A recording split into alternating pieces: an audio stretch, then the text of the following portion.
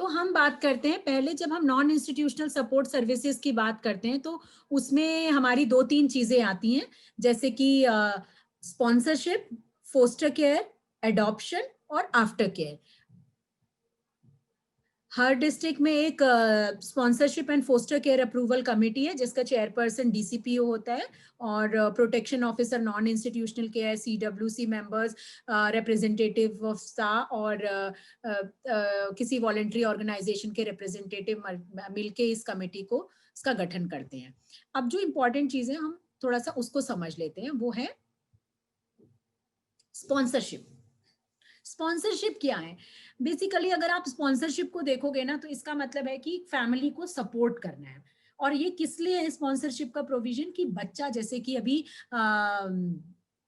Jagdeep sir ने बताया था कि कोशिश ये रहनी चाहिए कि बच्चा फैमिली में ही रहे, ठीक है। अगर फैमिली किसी इकोनॉमिकल रीजन से बच्चे की टेक केयर नहीं कर पाती, तो उसको एक टोकन अमाउंट दे दिया जाए स्पॉन्सरशिप के तरीके से, कि वो बच्चे की एजुकेशनल और जो हेल्थ रिलेटेड नीड्स हैं उनको पूरा कर सके। तो ऐसे ही जुवेनाइल जस्टिस एक्ट के अंदर, उनके रूल्स के अंदर, और जो आईसीपीएस की गाइडलाइन है उसमें डेफिनेशन अगर हम कहें तो स्पॉन्सरशिप को इसी तरीके से कहा गया कि एक सप्लीमेंट्री सपोर्ट है। फाइनेंशियल भी हो सकता है और किसी और तरीके का भी हो सकता है। बच्चे को, मतलब ये सप्लीमेंट्री सपोर्ट किसको मिलेगा? बच्चे को मिलेगा, फैमिली के थ्रू, ठीक है। तो हम फैमिली को स्ट्रेंथन कर रहे हैं, लेकिन सपोर्ट दिया जाएगा बच्चे को। और ये किस चीज के लिए दिया जाता है? ये बच्चे की मेडिकल, एजुकेशनल और डेवलपमेंटल नीड्स को फुलफिल करने के लिए दिया जाता है। मैं बार बार यही बोलूंगी जब मैं स्पॉन्सरशिप की बात करती हूँ कि स्पॉन्सरशिप ना एक टोकन अमाउंट है, मतलब फैमिली टेक केयर कर रही है लेकिन उतने अच्छे से नहीं कर पा रही, तो उनको सिर्फ सपोर्ट करने के लिए ये दिया जाता है। 2 टाइप की स्पॉन्सरशिप की बात की गई है आईसीपीएस गाइडलाइन में, वो है रिहैबिलिटेटिव स्पॉन्सरशिप और प्रिवेंटिव स्पॉन्सरशिप। रिहैबिलिटेटिव स्पॉन्सरशिप मतलब अगर कोई बच्चा इंस्टीट्यूशन में है, ठीक है, और उसको हमें कहते हैं हम deinstitutionalisation as a major of, मतलब इंस्टीट्यूशनलाइजेशन जो है लास्ट रिजॉर्ट है, प्रिंसिपल है ना। तो इसका मतलब फैमिली उसका जो है वो पहला सेफ प्लेस है। तो रिहेबिलिटेटिव स्पॉन्सरशिप वही होती है जिसमें बच्चा कुछ टाइम से होम में रह रहा है, और ये एनालाइज किया गया कि भाई फैमिली को अगर थोड़ा बहुत अगर फाइनेंशियल सपोर्ट मिले तो वो बच्चे की बहुत अच्छे से टेक केयर कर लेंगे। तो वो है रिहेबिलिटेटिव स्पॉन्सरशिप। प्रिवेंटिव स्पॉन्सरशिप ये है कि बच्चा होम में नहीं है, बच्चा कम्युनिटी में है, लेकिन बच्चे का जो फैमिली है या वो उसको टेक केयर नहीं कर पा रही, तो उसको प्रिवेंट करें कि वो होम में ना जा पाए, वो उसको वहां पे स्पॉन्सरशिप दी जाए, तो वो है प्रिवेंटिव स्पॉन्सरशिप। जो गवर्नमेंट ऑफ इंडिया ने ना गाइडलाइंस बनाई है स्पॉन्सरशिप की, वो अभी रिहेबिलिटेटिव स्पॉन्सरशिप की गाइडलाइंस बनी है, प्रिवेंटिव उसकी नहीं बनी है। और जो गाइडलाइन है उनके अकॉर्डिंग भी जो पैसा है वो आईसीपीएस के अंडर में जाता है, उसमें 2000 rupees per child per month की बात की गई है, ठीक है। अब हम देखते हैं कि क्राइटेरिया, जो प्रिवेंटिव स्पॉन्सरशिप है उसका क्राइटेरिया क्या है, कि कौन से बच्चों को ये स्पॉन्सरशिप दी जाएगी। तो उस वो बच्चे जिनकी मदर विडो हैं, डाइवोर्स हैं, या ऐसी मदर जिनको उनकी फैमिली ने अबंडन कर दिया है, उनके जो बच्चे हैं वो स्पॉन्सरशिप के अंदर में वो एलिजिबल हैं स्पॉन्सरशिप लेने के लिए। फिर चिल्ड्रन, बच्चे वो जो ऑर्फन हैं, ठीक है, जिनके माँ बाप नहीं है, और वो किसी एक्सटेंडेड फैमिली के साथ रह रहे हैं, जैसे अपने दादी दादा के साथ रह रहे हैं, चाचा के साथ रह रहे हैं, तो ऐसे बच्चे भी स्पॉन्सरशिप के लिए एलिजिबल हैं। उसके बाद वो बच्चे जिनके पेरेंट्स कोई लाइफ थ्रेटनिंग डिजीज के विक्टिम हैं, जैसे कोई HIV एड्स किसी को हो रखा है, किसी को और कोई कैंसर हो रखा है, या और कोई लाइफ थ्रेटनिंग डिजीज हो रखी है, उनके बच्चे जो हैं वो स्पॉन्सरशिप के लिए एलिजिबल हैं। फिर उसके बाद ऐसे पेरेंट्स जो कि जिनका कोई एक्सीडेंट हो रखा है और एक्सीडेंट के कारण वो इनकैपेसिटेटेड है, मतलब वो बच्चे की टेक केयर नहीं कर पा रहे, वो बेड रिडन है, बिल्कुल उनके ऊपर ध्यान नहीं दे पा रहे, घर में कुछ काम भी नहीं कर पा रहे, तो ऐसे पेरेंट्स के बच्चे भी जो वो हैं एलिजिबल हैं प्रिवेंटिव स्पॉन्सरशिप के अंदर। और फिर ऐसे पेरेंट्स जो बच्चे की टेक केयर ही नहीं कर पा रहे, कोई जरूरी नहीं है कि उनका कोई एक्सीडेंट हुआ और किसी कारण से, फाइनेंशियल बर्डन के कारण या फिर कोई कम्युनिटी अनरेस्ट के कारण अगर वो बच्चे का टेक केयर नहीं कर पा रहे, तो वो बच्चे भी प्रिवेंटिव स्पॉन्सरशिप में कवर्ड है। अब हम देखते हैं रिहैबिलिटेटिव स्पॉन्सरशिप। रिहैबिलिटेटिव स्पॉन्सरशिप में मैंने आपको बताया था कि ये वो बच्चे हैं जो इंस्टीट्यूशन में रह रहे हैं, ठीक है। तो अब उनका क्या क्राइटेरिया है, 0 से 18 साल तक के बच्चे, ठीक है, वो कवर्ड है। और चाइल्ड केयर इंस्टीट्यूशन में 6 महीने से कॉन्टिन्यूसली रह रहे हैं और उनका इंडिविजुअल केयर प्लान बना, उनका सारी रिपोर्ट्स आई और उसमें ये दिखा कि भाई ये बच्चों को घर भेजा जा सकता है, इनके पेरेंट्स हैं, बस इनको ये स्पॉन्सरशिप के थ्रू अगर हम इसको उनको थोड़ा सा अमाउंट दे दें तो फिर ये कवर हो सकते हैं, मतलब ये एलिजिबल हो सकते हैं। उसमें एक क्राइटेरिया ये है कि फैमिली का इनकम जो है वो 24,000 पर एनएम से ज्यादा नहीं होना चाहिए। ये ना आईसीपीएस की गाइडलाइंस है, बहुत पुरानी गाइडलाइंस हैं, इनको रिवीजन की बात चल रही है अभी मिनिस्ट्री लेवल पे। स्टेट लेवल की अपनी स्पॉन्सरशिप गाइडलाइंस भी बन सकती हैं, जैसे कि राजस्थान ने अपनी बनाई है, पालनहार स्कीम है, और गुजरात ने भी अपनी बनाई है। तो मुझे पंजाब का भी पता नहीं है, पता नहीं पंजाब की स्पॉन्सरशिप गाइडलाइंस बनी है नहीं। अगर आईसीपीएस की गाइडलाइन है तो उसमें अभी तक एट प्रेजेंट जो इनकम क्राइटेरिया है वो रूरल एरियाज के लिए 24,000 है और अर्बन एरियाज के लिए 36,000 पर एनएम की फैमिली इनकम से अगर कम है तो उनके बच्चे एलिजिबल हैं। और इनमें भी वैसे तो बहुत सारे होंगे, इनमें भी प्रायोरिटी किन बच्चों को दी जाएगी, जो कि सिंगल पेरेंट चाइल्ड हैं, जैसे जो जिनकी जो विडो है, विडोअर हैं, या जिनके फादर नहीं है, उनके मदर को डाइवोर्स दे दिया है, ठीक है, चिल्ड वो बच्चे जिनके पेरेंट्स लेप्रोसी या फिर एचआईवी इन्फेक्टेड हैं, जिनके पेरेंट्स, तो वो वाले बच्चे भी उनको प्रायोरिटी दी जाएगी। जिनके पेरेंट्स या और कोई घर का जो ब्रेड अर्नर है वो जेल में है तो उनके बच्चों को इसमें प्रायोरिटी दी जाएगी, मतलब पहले उनको कंसिडर किया जाएगा अंडर रिहैबिलिटेटिव स्पॉन्सरशिप। क्योंकि आपने देखा होगा कि होम में कुछ ऐसे बच्चे होंगे जिनके पेरेंट्स जेल में हैं बहुत सारे टाइम से, ठीक है, लेकिन उनके घर में दादी दादाजी हैं, तो उनको प्रायोरिटी दी जाएगी कि उनको डी इंस्टीट्यूशनलाइज किया जाए और स्पॉन्सरशिप के अंडर में कवर किया जाए। अब प्रोसीजर क्या होता है स्पॉन्सरशिप के लिए, वही जैसे मैंने आपको बताया कुछ फॉर्म्स इंपॉर्टेंट हैं। तो यहाँ पे जैसे इंडिविजुअल केयर प्लान को स्टडी किया गया और उसकी होम स्टडी रिपोर्ट देखी कि हाँ घर में कोई टेक केयर करने वाला है या नहीं है। होम स्टडी रिपोर्ट अगर कंजीनियल पॉजिटिव आती है, इंडिविजुअल केयर प्लान में निकल के आता है कि इस बच्चे को घर वापस भेजा जा सकता है, इसके पेरेंट्स हैं, इसका टेक केयर करने वाला कोई है और ये पढ़ाई में अच्छा है, या इसकी कोई और मेडिकल नीड्स है जो स्पॉन्सरशिप के अमाउंट के थ्रू कवर हो सकती हैं, तो उस बच्चे को रेफर कर दिया जाता है। ऐसे बच्चों को जो होम है उसका इंचार्ज जब ये बनाते हैं तो उनको आइडेंटिफाई करते हैं, फैमिली को गाइड करते हैं, जो बेनिफिशियरी फैमिलीज हैं, कि अगर तुमने स्पॉन्सरशिप का कुछ क्राइटेरिया है कि बच्चे को अगर वो स्कूल के लिए है तो स्कूल जाना जरूरी है, अगर वो स्कूल नहीं जाता है तो उसको स्पॉन्सरशिप उसकी जो फैसिलिटी है वो उससे छीन ली जाएगी। तो ये गाइड करना बहुत ज्यादा जरूरी है। फिर इस स्पॉन्सरशिप में क्या होता है, बच्चे के जो एक पोस्ट ऑफिस में एक अकाउंट ओपन करते हैं, ठीक है, उस अकाउंट को जो डीसीपीयू है उनके थ्रू ये मैनेज होता है। और बच्चे, क्योंकि बच्चा तो माइनर है तो उसका अकाउंट कौन ऑपरेट करेगा, उसके फादर मतलब उसके पेरेंट्स करेंगे या कोई गार्जियन करेगा, और उसमें भी प्रेफरेबली कौन है, जो उसकी मदर है वो उसको अकाउंट ऑपरेट करेगी। बच्चे का क्वार्टरली विजिट होगा डीसीपीयू यूनिट से। फाइनेंशियल सपोर्ट की मैंने आपको बात बताई थी कि 2,000 रुपीज पर मंथ पर चाइल्ड का प्रोविजन आईसीपीएस के अंडर में है। मैक्सिमम एक फैमिली से 2 बच्चों को स्पॉन्सरशिप फैसिलिटी दी जाती है। स्पॉन्सरशिप का जो ड्यूरेशन है वो मैक्सिमम 3 इयर्स का है, या फिर जब तक बच्चा 18 साल का नहीं होता, दोनों में से जो भी पहले होता है वो होगा। फिर फाइनेंशियल सपोर्ट कुछ केसेस में विड्रॉ कर लिया जाता है। वो कौन से केसेस हैं, जब अगर बच्चा 18 साल को कंप्लीट कर लेता है और सपोज उसका 17 साल से स्पॉन्सरशिप के लिए एलिजिबल हुआ और इसी बीच वो 18 साल हुआ, तो जैसे ही वो 18 साल का होगा उससे वो जो स्पॉन्सरशिप का फैसिलिटी है वो उससे सस्पेंड कर ली जाएगी। अगर फैमिली का इकोनॉमिक रीजन से इसको दिया जा रहा था बच्चे को स्पॉन्सरशिप, और बच्चे का जो जो फैमिली का इकोनॉमिक पोजीशन है वो इम्प्रूव होती है, तो भी उस केस में स्पॉन्सरशिप फैसिलिटी जो है सस्पेंड कर ली जाएगी। किसी को कुछ पूछना है, या मैं बहुत जल्दी बोल रही हूँ, एक्चुअली मैं घड़ी को देख के जो मेरी स्पीड पकड़ ली मैंने। अगर मैं जल्दी बोल रही हूँ तो बता दीजिए प्लीज।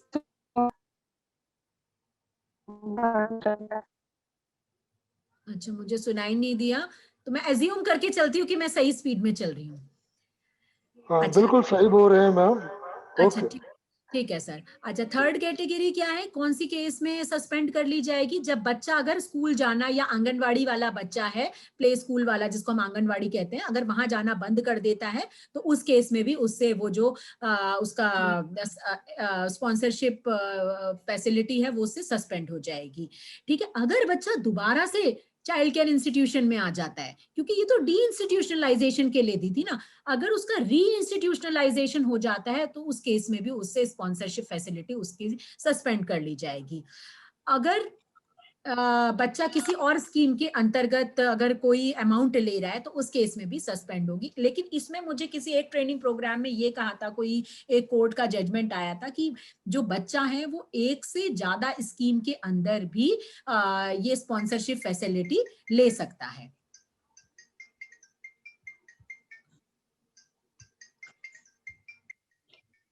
अच्छा, स्पॉन्सरशिप में किसी का कोई सवाल है?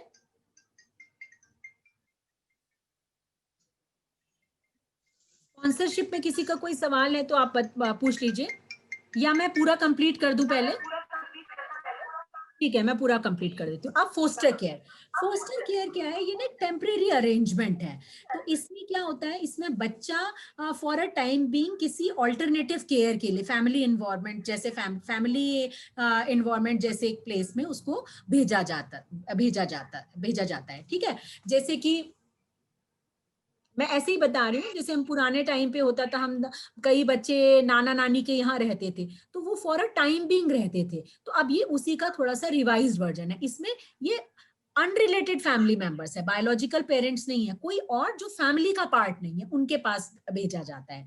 ठीक है, और ये फैमिली का क्या होता है, एक प्रोसीजर होता है। इस फैमिली का एक सिलेक्शन होगा, इसकी अप्रूवल आएगी, इसका एक पूरा प्रोसेस चलेगा इसका सिलेक्शन का। ठीक है, जो फोस्टर केयर होता है ये दो तरीके का होता है, शॉर्ट टर्म फोस्टर केयर और long term foster care. Short term foster care maximum 1 साल के लिए, 1 साल से बियॉन्ड नहीं जाएगा। और लॉन्ग टर्म फोस्टर केयर मतलब 1 साल से ज्यादा, 2 साल के लिए, 3 साल के लिए, उसका ईयर टू ईयर रिव्यू होता है। अब इसके बेनिफिशियरीज हम देखेंगे, इसके बेनिफिशियरीज कौन है। तो इसके बेनिफिशियरीज ऐसे हैं, पहला, वो बच्चे सीसीआई के जो लीगली फ्री फॉर एडॉप्शन है, वो बच्चे जो सीसीआईज में रह रहे हैं और लीगली फ्री फॉर एडॉप्शन है। उनमें भी कौन से बच्चे, 0 से 6 साल तक के बच्चे फोस्टर केयर में नहीं जाएंगे, क्योंकि उनका चांसेस है कि वो एडॉप्शन में चले जाए। ठीक है, तो ये 6 साल से ऊपर के बच्चों के लिए है, लीगली फ्री। अब हम सीसीआई की बात करेंगे। सीसीआई में वो कौन से बच्चे हैं, 6 से 8 साल तक के लीगली फ्री फॉर एडॉप्शन वाले बच्चे। ठीक है, जिनका जो 2 साल से एडॉप्शन में नहीं गए, पहली कैटेगरी, वो बच्चे फोस्टर केयर के लिए एलिजिबल होंगे। दूसरी कैटेगरी, 8 से 18 साल तक के बच्चे जो 1 साल से इन कंट्री और या इंटर कंट्री एडॉप्शन में नहीं जा पाए, वो बच्चे फोस्टर केयर के लिए एलिजिबल हो जाएंगे। या फिर थर्ड कैटेगरी है चिल्ड्रन विद स्पेशल नीड। ठीक है, ऐसे बच्चे, स्पेशल नीड वाले बच्चे जो 1 साल से एडॉप्शन में नहीं जा पाए, वो क्या होंगे, एलिजिबल हो जाएंगे फोस्टर केयर के लिए। पहली कैटेगरी क्लियर है? ठीक है। अब अब सीसीआई में सारे बच्चे तो लीगली फ्री फॉर एडॉप्शन नहीं होते, है ना? तो वो बच्चे 6 से 18 साल तक के ऐसे बच्चे जो जरूरी नहीं है लीगली फ्री फॉर एडॉप्शन हो, वो सारे के सारे बच्चे फोस्टर केयर के लिए एलिजिबल होंगे। इसका क्या मतलब हुआ, मतलब नॉन ओएएस बच्चे जितने भी, देखिए जितने भी ओएएस बच्चे हैं, ऑर्फन अबेंडन एंड सरेंडर्ड बच्चे हैं, वो तो लीगली फ्री फॉर एडॉप्शन होंगे ही ना सारे के सारे। उनके अलावा नॉन ओएस बच्चे भी तो होते हैं ना सीसीआईज में, वो सारे के सारे बच्चे क्या हैं, वो एलिजिबल हैं किस चीज के लिए, फोस्टर केयर के लिए। ठीक है, अब हम देखेंगे कुछ बच्चे ऐसे हैं जो कम्युनिटीज में रहते हैं, वो बच्चे भी, वो कौन से बच्चे होंगे, जिनके पेरेंट्स टर्मिनली इल हैं, लेप्रोसी के पेशेंट हैं या फिर एचआईवी इन्फेक्टेड हैं और घर की बहुत ज्यादा बुरी हालत है उनकी, तो वो बच्चे भी फोस्टर केयर के लिए एलिजिबल हैं। इसी के साथ जिनके पेरेंट्स जो है वो मेंटली इल हैं, ठीक है, मेंटली मतलब दिव्यांग फिजिकली या मेंटली इल हैं, वो उन पेरेंट्स के बच्चे भी फोस्टर केयर के लिए एलिजिबल होंगे।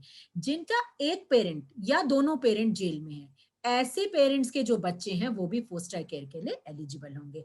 बच्चे जो नेचुरल, एग्रेरियन और इस तरीके के डिजास्टर्स के जो विक्टिम हैं, वो क्या होंगे, वो भी फोस्टर केयर के लिए एलिजिबल होंगे। या वो बच्चे जो डोमेस्टिक वायलेंस के विक्टिम है, जैसे कि अभी हमारी बात चल रही थी, जगदीप सर और हमारी सर बोल रहे थे, तो हमने क्या किया, उन बच्चों को जहां पेरेंट्स लड़ रहे हैं, डोमेस्टिक वायलेंस बहुत ज्यादा हो रहा है, ठीक है, बच्चों की टेक केयर नहीं हो पा रही, तो फॉर अ टाइम बीइंग बच्चे को फोस्टर केयर में दिया जा सकता है।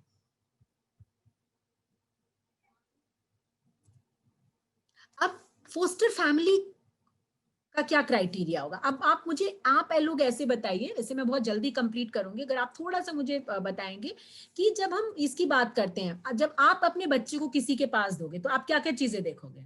सपोज आप लोगों से को अपने बच्चों को किसी के पास केयर के लिए भेजना पड़े, तो आप क्या क्या चीज देखोगे, बताइए। सिर्फ अपने बच्चों का बताइए, अभी और किसी का मत बताइए। फास्ट।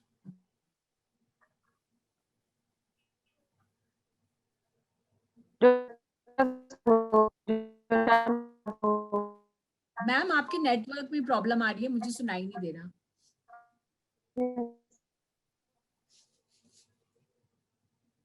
कोई और बताना चाहेगा? जब आप अपने बच्चों को किसी के पास भेजो for a time being, suppose 2 महीने 4 महीने के लिए, आप क्या सोच के भेजोगे, क्या क्या देखोगे? मैडम वहाँ पढ़ने आपको की इरिटेट सुविधा नहीं हो, होने चाहिए वो। हाँ, खाने खाने पीने की पूरी अच्छी व्यवस्था हो, ठीक है। तो उनकी सेफ्टी का भी प्रबंध हो। माइक तो करो भले। और हाँ, ये कोई नियर बाई उनकी स्टडी का अरेंजमेंट भी हो, स्कूल वगैरह हो। ठीक है, और बताइए। बस घर जैसा एनवायरनमेंट जैसे होता है बिल्कुल वो सही, घर जैसा एक वहाँ मिले। इन्वायरमेंट, हम यही देखेंगे ना। हाँ यही जी। जब हम फोस्टर फैमिली का आप सिलेक्शन करेंगे, CWC या जब DCPU को भी देखना पड़े, तो आप क्या देखोगे, उसका कुछ चीजें तो मस्ट हैं, जैसे कि दोनों जो हस्बैंड और वाइफ हैं, वो उनका इंडियन सिटीजन होना बहुत जरूरी है। ठीक है, दोनों हस्बैंड और वाइफ जो कपल है, उनको सेम बच्चे का, उनका विलिंगनेस होना जरूरी है कि सेम बच्चे को फोस्टर केयर में ले। ऐसा क्यों? ऐसा इसलिए कि अगर उनमें आपस में कॉन्फ्लिक्ट होगा ना, तो हम बच्चे को जो कंजीनियल एनवायरनमेंट देना चाहते हैं आगे बढ़ने के लिए, वो ही फुलफिल नहीं हो पाएगा। अगर उन दोनों का आपस में टसल चलता रहेगा उस बच्चे को लेके, तो फिर वो फुलफिल, उसकी सेफ्टी फुलफिल नहीं हो सकती। तो ये भी एक मैंडेटरी रिक्वायरमेंट है। ठीक है, दूसरा, जो वो स्पाउस है, जो वो हस्बैंड और वाइफ है, उनकी एज 35 ईयर्स एंड अबव होनी चाहिए। ठीक है, क्योंकि हम ये कहते हैं कि मेच्योरिटी 35 इयर्स एंड अबव में आ जाती है, तो वो ज्यादा अच्छे से टेक केयर कर सकते हैं। तो ये गाइडलाइन है। माइक आ रही है, आगे आ गया। जो हस्बैंड वाइफ है, उनका फिजिकल, इमोशनल और मेंटल हेल्थ बहुत सही होना चाहिए। जैसे अभी आपने बताया कि अभी हमारा नेक्स्ट, हमारा पॉइंट वो भी है कि इनकम भी उनका जा रही हूँ, होनी चाहिए कि वो बच्चे मेरी की बात जा रही हूँ अंदर रूम में। फुलफिल कर सके। आवाज नहीं आ रही सर? आवाज नहीं आ रही? हाँ जी, हाँ जी, आ रही मैडम। अच्छा, मुझे लगा कि आवाज नहीं आ रही। अच्छा, ठीक है, तो 35 एंड ईयर अबव होना चाहिए। उनका जो फिजिकल, इमोशनल और मेंटल हेल्थ है, वो स्ट्रांग होना चाहिए, क्योंकि अगर यही नहीं होगा तो वो जिस हम इन्वायरमेंट की बात करें बच्चे को, वो नहीं मिलेगा। उनकी फैमिली इनकम इतनी होनी चाहिए कि वो बच्चे की जो बेसिक नीड्स है उसको पूरा कर सकें। ठीक है, तभी तो भेजा जा रहा है ना फॉर अ टाइम बिंग उसके पास। और मेडिकल रिपोर्ट उस फैमिली की, जो भी फैमिली मेंबर्स है, वो मेडिकली फिट होने चाहिए। ठीक है, और उनके पास एडिक्वेट स्पेस हो, बेसिक फैसिलिटीज हो, खाने की, टॉयलेट्स की, बाथरूम की, सोने की, वो सबको ध्यान में रखना चाहिए। इसी के साथ साथ हम भी अपने बच्चों को ऐसे किसी व्यक्ति के पास नहीं भेजना चाहेंगे जिसका कोई क्रिमिनल कन्विक्शन हुआ हो या कोई क्रिमिनल बैकग्राउंड रहा हो। तो फोस्टर केयर फैमिली के सिलेक्शन में ये भी देखना बहुत ज्यादा जरूरी है कि उनका कोई क्रिमिनल बैकग्राउंड ना हो। फिर उसके बाद फोस्टर केयर में भेजने का क्या प्रोसीजर रहेगा? सेम प्रोसीजर है, इंडिविजुअल केयर प्लान के थ्रू रिव्यू होगा। ये देखा जाएगा कि बच्चे का जो वो चाइल्ड स्टडी रिपोर्ट, उस चाइल्ड स्टडी रिपोर्ट में क्या रिकमेंडेशन निकल के आ रही है, उसका रिव्यू होगा। फोस्टर फैमिली की आइडेंटिफिकेशन के लिए न्यूज़पेपर में एडवर्टाइजमेंट दिया जाएगा। डिस्ट्रिक्ट चाइल्ड प्रोटेक्शन यूनिट का इंपॉर्टेंट रोल है इस प्रोसीजर को करने में। उनकी शॉर्ट लिस्टिंग होगी एप्लीकेशन की, उनका इंटरव्यूज कंडक्ट किया जाएगा, उनके जितने भी उन्होंने डिटेल्स दी हैं वो वेरीफाई होंगे और एक रोस्टर बनेगा फोस्टर फैमिलीज का, और उनके अकॉर्डिंग उनको जो बच्चे फोस्टर केयर में जाने हैं वो दिए जाएंगे। होम स्टडी रिपोर्ट प्रिपेयर होगी, उसमें देखा जाएगा कि आस पड़ोस से बात होगी, घर का विजिट होगा फोस्टर फैमिली का कि क्या वो घर में सफिशिएंट स्पेस है, क्या घर में जो हस्बैंड वाइफ और सिबलिंग्स रहते हैं उनका आपस में कंजीनियल जो रिलेशनशिप है वो है या नहीं है, क्या बच्चे विलिंग हैं कि कोई फोस्टर चाइल्ड उनके फैमिली में आए या नहीं आए। तो ये सारी की सारी चीजें होंगी। फिर एक मैचिंग रिपोर्ट बनेगी, उसके बाद फाइनल प्लेसमेंट ऑर्डर होंगे जो चाइल्ड वेलफेयर कमेटी देगी। फोस्टर फैमिली से एक अंडरटेकिंग लिया जाएगा कि जितने भी समय बच्चा उनके साथ रहता है वो उसका अच्छे से टेक केयर करेंगे। ठीक है, मंथली इंस्पेक्शन होगा, child welfare committee foster family का इंस्पेक्शन करेगी। अब जो कम्युनिटी में रह रहे हैं बच्चे, उनको अगर फोस्टर केयर में भेजना है तो वो कैसे होगा? उनका आइडेंटिफिकेशन होगा, उसके लिए अवेयरनेस जनरेशन प्रोग्राम करे जाएंगे। ऐसी पेरेंट्स को आइडेंटिफाई किया जाएगा, मतलब ऐसी फैमिलीज को आइडेंटिफाई किया जाएगा जिनके बच्चे फोस्टर केयर में जा सकते हैं। चाइल्ड स्टडी रिपोर्ट इस केस में भी बनेगी। एक और इम्पॉर्टेंट चीज है, जो child welfare committee suo motu मतलब एक्शन ले सकती है और इमीडिएटली किसी बच्चे को फोस्टर फैमिली के पास या किसी फिट इंस्टीट्यूशन के पास भेज सकती है। सपोज कोई नेचुरल क्लाइमेटी आई, अर्थक्वेक आया, ठीक है, आपके पास कुछ फोस्टर फैमिलीज हैं, होम्स नहीं है, उस सिचुएशन में आपके पास कुछ बच्चे आए, ठीक है, जिनके पेरेंट्स हॉस्पिटल में है, बेड रिडन स्टेज में है, घर में और कोई नहीं है देखभाल करने के लिए, तो आप उन बच्चों को फॉर अ टाइम बीइंग किसी फोस्टर फैमिली के पास भेज सकते हैं। फोस्टर केयर में भी जो अमाउंट है वो 2000 रुपीज फोस्टर फैमिली को दिया जाता है, लेकिन अगर आप बेसिकली मुझसे पूछें तो हम जनरली वो उनके पास भेजते हैं जो फाइनेंशियली थोड़े से ठीक होते हैं। ठीक है, तो उनके लिए शायद ये 2000 रुपीज बहुत कोई मायने नहीं रखेगा, वो लेना भी नहीं चाहेंगे, लेकिन क्योंकि आईसीपीएस स्कीम के अंडर में ये प्रोविजन रखा गया है कि उसमें जो फाइनेंशियल सपोर्ट है फोस्टर केयर के लिए वो 2000 rupees per child per month का प्रोविजन है। डीसीपीयू जो है वो बैंक अकाउंट, डीसीपीयू के बैंक अकाउंट से उन फोस्टर केयर और फोस्टर जो पेरेंट्स हैं उनके बैंक अकाउंट में जाएगा, और वो बैंक अकाउंट होगा जो कि जॉइंटली ऑपरेटेड होगा, मतलब वो बच्चा जो फोस्टर केयर में जा रहा है और फोस्टर केयर पेरेंट्स के लिए। कोई भी बैंक अकाउंट फिट फैसिलिटी के लिए नहीं होगा, क्योंकि फिट फैसिलिटी जो मैंने आपको बताया था ना, एजुकेशन के लिए हो सकती है, साइकेट्रिक ट्रीटमेंट के लिए हो सकती है, कोई नर्सिंग होम हो सकता है।